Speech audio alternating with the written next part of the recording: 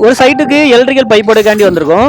நம்ம வந்து ஃபேன் ஊக்கு வைக்கல, அதுக்கு பதில் வந்து ஃபேன் பாக்ஸ் வச்சிருக்கோம். 2 இன்ச்சு ஸ்பாட் பாக்ஸ் யூஸ் பண்ணியிருக்கோம். அதே மாதிரி பார்த்தீங்கன்னா பைப்பு பார்த்தீங்கன்னா பாலித்தீன் பைப் யூஸ் பண்ணுறோம். இந்த பைப்பை பார்த்தீங்கன்னா நிறையவே டவுட் கேட்டிருந்தேன். இது வந்து பாலித்தீன் பைப்பு தாங்க. இந்த பைப்போட சைஸ் பார்த்தீங்கன்னா 90 mm. 20 mmங்கிறது வந்து இது கொஞ்சம் பெரிய பைப்பாட்டு வரும். அதே மாதிரி வந்து 20 mm அடுத்து வந்து பார்த்தீங்கன்னா இதே பாலித்தீன் பைப்பில் நமக்கு வந்து 25 mm வருங்க.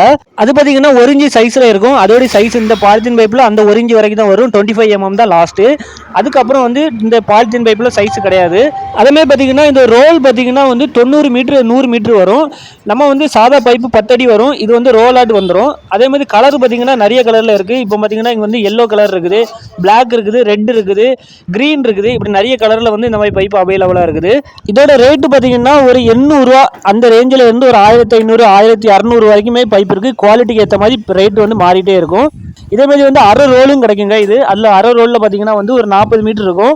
பிவிசி பைப்பு பார்த்தீங்கன்னா நம்ம பெண்டு போடணும், அப்படி இல்லைன்னா வந்து ஸ்ப்ரிங் போட்டு வளைக்கணும். இதில் வந்து நம்ம வந்து டேரெக்டாகவே நம்ம வளைச்சிடலாம், பெண்டு எதுவுமே போட தேவையில்லை.